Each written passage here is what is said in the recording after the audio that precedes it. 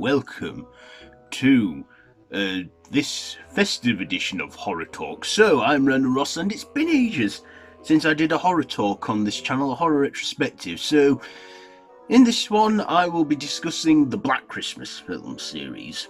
So, Black Christmas, it's, well, the first film was like a proto-slasher. So, in the 60s, we had a few, early films that sort of inspired the slasher genre, if you will, such as the 1960 film Peeping Tom and Psycho that came out that same year. And then in 1974, we had the film the Texas Chainsaw Massacre. And then again, in that same year, we had Black Christmas. And to me, I feel the 70s is when the slasher genre grew up. Because from 1978's Halloween, we had, the what would become the cliches and the tropes for the slasher genre, where the virgin survives, sex gets you killed, and intoxication with drugs and alcohol, all that stuff. And that trope went on into the 80s, where it really took off there. But yeah, the one I want to discuss is Black Christmas. So, Black Christmas, this is a Canadian, it's a Canadian film, originally titled Silent Night, Evil Night. And like I just said, it's a Canadian slasher film, and it's set in a sorority house. This is written and directed by.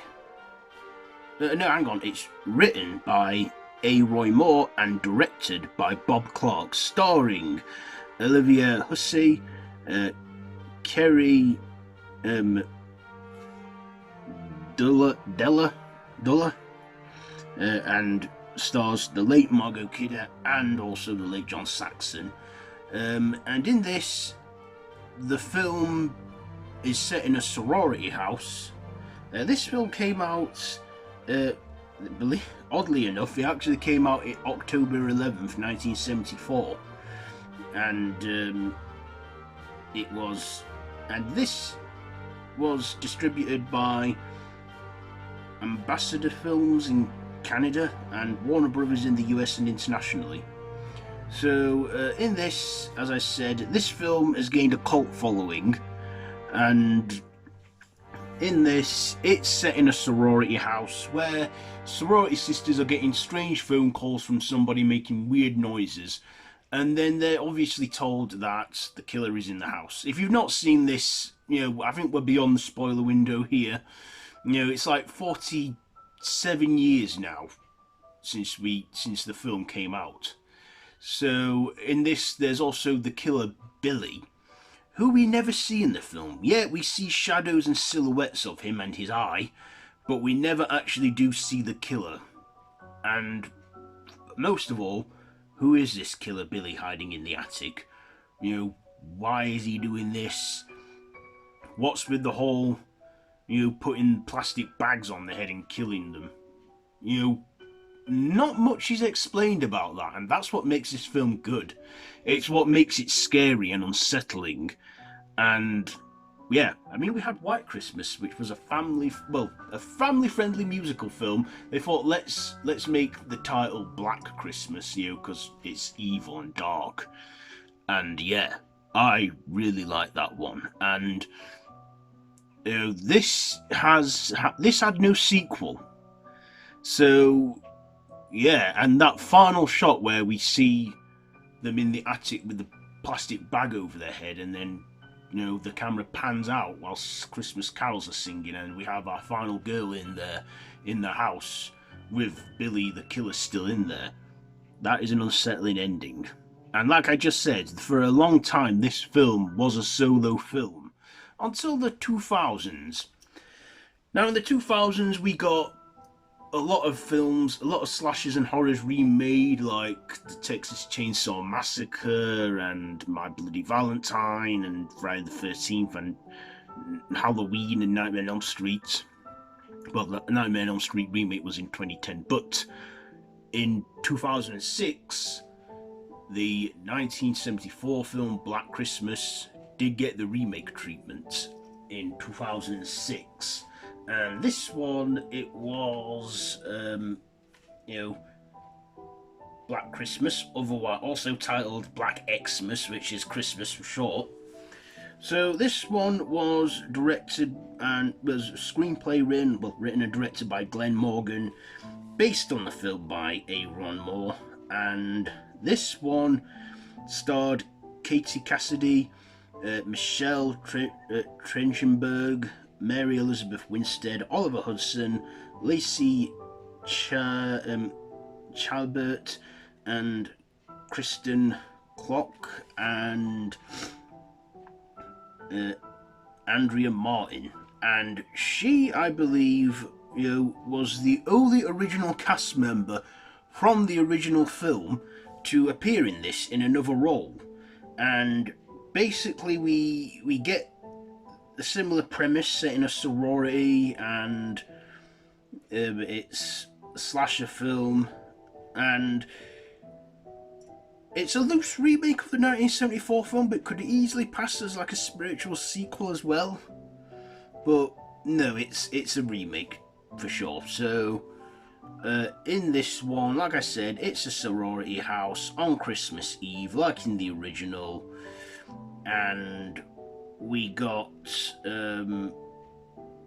this one that was I believe this one was released Christmas Day 2006 in the US. I'm like, okay, Christmas Day. I mean, does anyone get pictures on Christmas Day? I mean, if people do, then that's fair enough.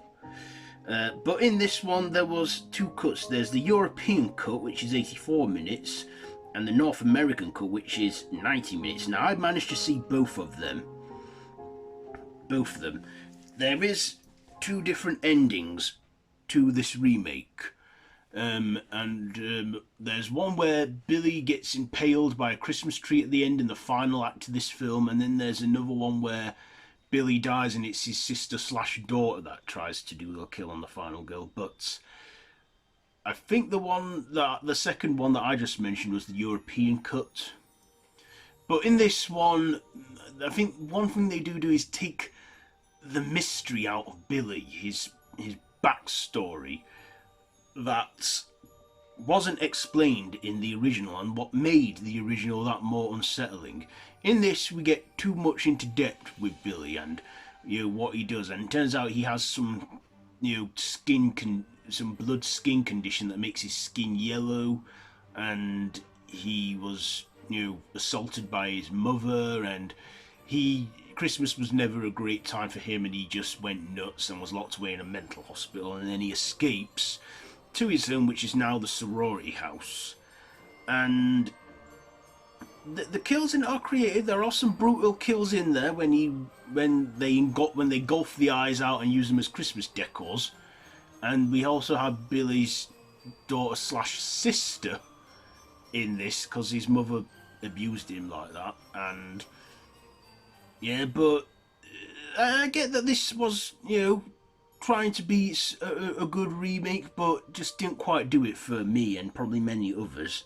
Also, I think it was a lot darker as well in like the backstory of Billy and the details. But yeah, this was, like I said, a remake of the 2004 film. And then in 2019, the franchise received another remake. This one called Black Christmas from 2019, and was again based on the film by A. Ray Moore. Did I say A. Ron Moore before? This one was directed by Sophie Takal and starred Imogen Poots, Lily Donahue, Aisle Awesome Shannon, Brittany O'Grady, Caleb Ambert, and Carrie Ewells.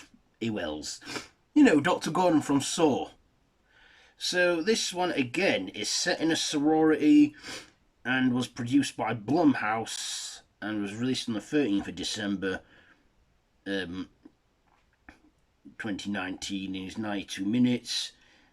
And does this one feature Billy? No. No, it does not. This is purely a remake by name only. Yeah, there is some settings in there, like the sorority setting, but then there's also the frat house thing, and then the whole frat house being like a cult or something that kill and what have you.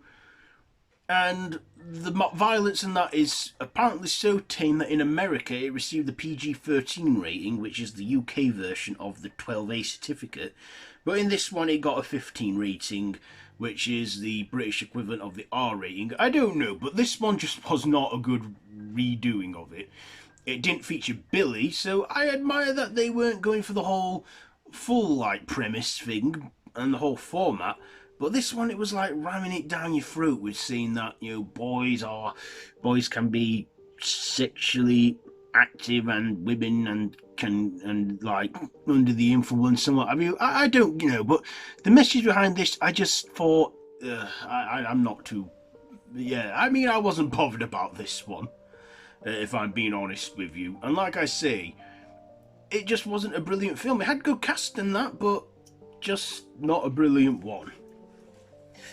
So that is pretty much where the film series sort of ended. And like I say, Black Christmas is one of those horror slasher films that don't have any sequels but remakes.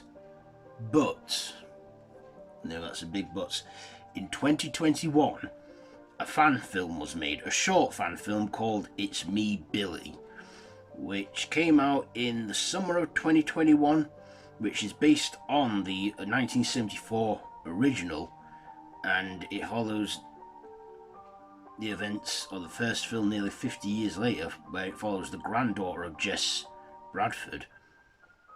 And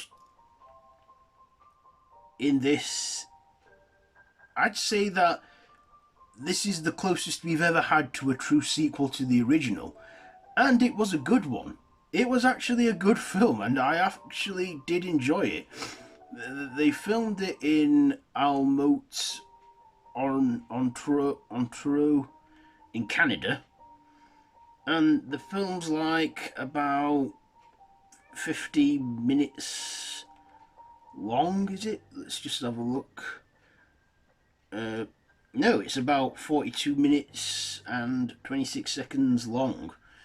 And in this one, we see, well, like I just said, it is the closest we've had to a sequel to the original that was actually good. So yeah, but of course, Black Christmas, the horror genres, particularly the slashers, owe a lot to this one. For even John Carpenter stated that this film inspired his creation, Halloween, with the holiday setting and everything, and also the 1979 film When a Stranger Calls. That was greatly inspired by it with the phone calls and that. Like I said, the slasher genre owes a lot to this film series for, well, the original at least, for that. So, Black Christmas. If I had to rank these three films, I would put the 2019 film at number 3, the 2006 one at number 2, and the number 1, 1974, the best. So there you are. That, I think, is it for this edition of Horror Talk. It was a short one, wasn't it? But yes, that is pretty much it for this Horror Talk. So have you seen any of the Black Christmas films? Let me know down in the comments below. And if you like this video, be sure to give it a big thumbs up and to share with your friends. Feel free to subscribe to my channel if you haven't already, and to hit that notification bell. All my social media links are linked down below in the description, so be sure to check all that out. I've been Random Ross, and this has been Horror Talk, Black Christmas series. So, until next time, don't have nightmares.